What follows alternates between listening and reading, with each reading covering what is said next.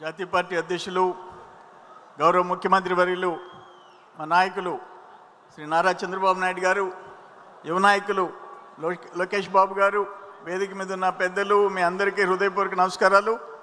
ఎన్టీఆర్ జన్మదిన శుభాకాంక్షలు. ఎన్టీఆర్ గారు మనందరికీ ఒక బ్రాండ్. ఆంధ్ర తెలుగోళ్ళ కంటే ఎన్టీఆర్ దేశంలో ప్రపంచంలో గుర్తుకొచ్చేది. ఆయన 302 సినిమాలు నటిస్తే 275 సినిమాలు హిట్ అయినాయి ఎన్టీ రామారావు గారి.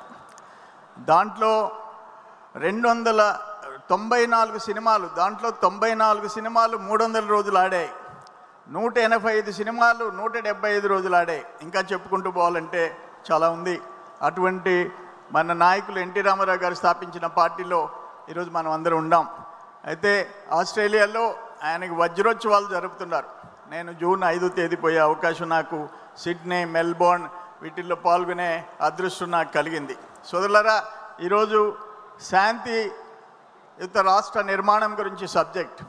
ఒక్క మాటలో చెప్పాలంటే, మొన్న జూన్లో కూటమి ప్రభుత్వం ఏర్పడి చంద్రబాబు నాయుడు గారు ముఖ్యమంత్రిగా ప్రమాణ స్వీకారం చేసిన రోజే ఇక్కడ శాంతి నిర్మాణం మొదలైంది ఈ రాష్ట్రంలో అని చెప్పేసి నేను మనవి చేస్తున్నా. దుర్మార్గపు పరిపాలన నుంచి శాంతియుత వాతావరణం ఈరోజు వచ్చింది. గతంలో మనం చూసాం, ఒక ముఖ్యమంత్రి పదవి కోసం మత కలహాలు రేపిన రోజులు చూసాం, మత కల్లోలాలు చూసాం, ఘోరమైన పరిస్థితులు చూసాం. నక్సలిజం కంట్రోల్ చేయాలని బాబు గారు నిర్ణయాలు తీసుకుంటే బాబు గారు ప్రాణాలకే, చంద్రబాబు నాయుడు గారి ప్రాణాలకే అలిపిరిలో ముప్పు వచ్చిన విషయం ఆ భగవంతుడు కాపాడింది మనం అందరం చూసాం. తెలుగుదేశం అంటేనే శాంతియుత రాష్ట్రం అని చెప్పి, శాంతియుత పరిపాలన అని చెప్పేసి మీ అందరికీ నేను మనవి చేసుకుంటా. ఇంకా ఇప్పుడు మీరందరూ చూసి బీసీ జనార్దన్ రెడ్డి గారు అన్నీ చెప్పారు, మనం తీసుకున్న నిర్ణయాలన్నీ చెప్పారు, అన్నీ జరుగుతున్నాయి. కానీ గతంలో జరిగిన దుర్మార్గాలు అవి చెప్పేదానికి టైం లేదు, షార్ట్ టైం ఉంది. ఒక్కటి చెప్తా, ఆఖరికి అమరావతి కోసం తిరుమలకి పాదయాత్ర చేసిన మహిళలకి ఆ భోజనం చేసేదానికి సర్వేపల్లి నియోజకవర్గంలో పొదలకూరులో ఒక టెంట్ వేస్తే ఆ టెంట్ తీసేసి ఆ టాయిలెట్లకు సంబంధించిన వ్యాన్ కూడా పోలీసుల చేత పంపించేసినాడు ఒక పెద్ద మనిషి. ఆ రోజు సర్వేపల్లి ఎమ్మెల్యేగా మంత్రిగా ఉన్న కాకాని. ఈరోజు ఎక్కడున్నాడు? జైల్లో ఉన్నాడు.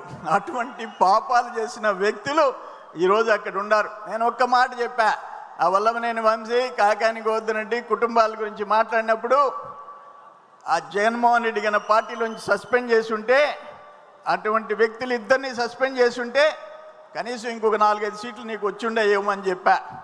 అయితే ఆయన జగన్మోహన్ రెడ్డి మాత్రం మొన్న వల్లభనేని వంశీ జైలుకు వేసి వచ్చి ఆయన అందంగా ఉంటాడు, చాలా అందంగా ఉంటాడని చెప్పేసి వచ్చాడు.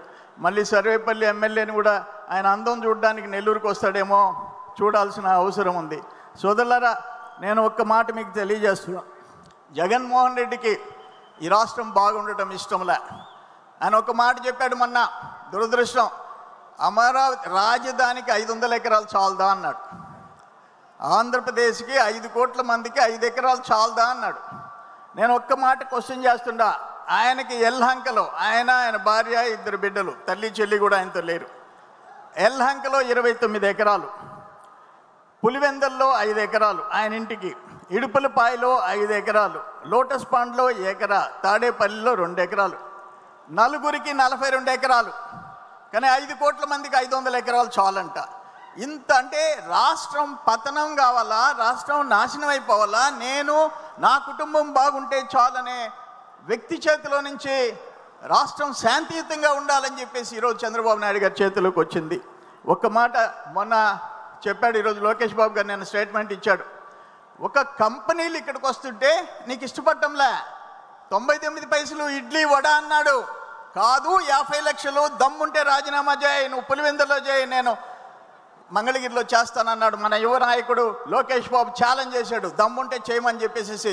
నేను కూడా ఈ వేదిక మీద నుంచి జగన్మోహన్ రెడ్డిని సవాల్ చేస్తుండా, ఇంత ఘోరమైన వ్యక్తి మన రాష్ట్రం గ్రోత్ రేట్ని కూడా ఘోరంగా చూపించి మంది 8.13% రేట్తో 2వ స్థానంలో దేశంలో తమిళనాడు తర్వాత మనం ఉంటే మనం అధోగతి పాలైందని ఒక్క మాట మీ అందరికీ నేను తెలియజేస్తున్నా. సాక్షి పత్రిక చదవండి. ఈరోజు చదివితే ఈ రాష్ట్రం ఏ విధంగా నాశనం కావాలని జగన్మోహన్ రెడ్డి కోరుకుంటున్నాడో, ఆ జగన్మోహన్ రెడ్డి ఆలోచనలన్నీ ఏ విధంగా సాక్షిలో ప్రతిబింబిస్తున్నాయో చూస్తే కడుపు మండిపోయే పరిస్థితి అని చెప్పేసి, ఇటువంటి వ్యక్తులు దురదృష్టం మన రాష్ట్రంలో ఒక ముఖ్యమంత్రిగా చేరటం అని చెప్పేసి నేను మీ అందరికీ నేను తెలియజేస్తున్నా. సోదరులారా, నేను కొన్ని ప్రశ్నలు అడుగుతా మిమ్మల్ని, మీరు చెప్పాలా. ఒక ముఖ్యమంత్రిగా, ఈరోజు మాజీ ముఖ్యమంత్రిగా గతంలో 2012లో 43,000 కోట్ల అవినీతి కేసులో, సిబిఐ కేసులో మొదటి ముద్దాయిగా ఉండేది ఎవరు అని చెప్పేసి అడుగుతా ఉండా. జగన్మోహన్ రెడ్డి. అసెంబ్లీ ఎగ్గొట్టి తాడేపల్లిలో ముసుకేసుకుని కూర్చున్నది ఎవరు అని చెప్పేసి అడుగుతుండా. జైళ్లకు పోయి మగోళ్ళ అందాలు చూసిచ్చి వర్ణించే వాళ్ళు ఎవరు అని చెప్పేసి అడుగుతుండా. అమరావతి లాంటి రాజధానిని విధ్వంసం చేసింది ఎవరు? పోలవరాన్ని పడుకోబెట్టింది ఎవరు?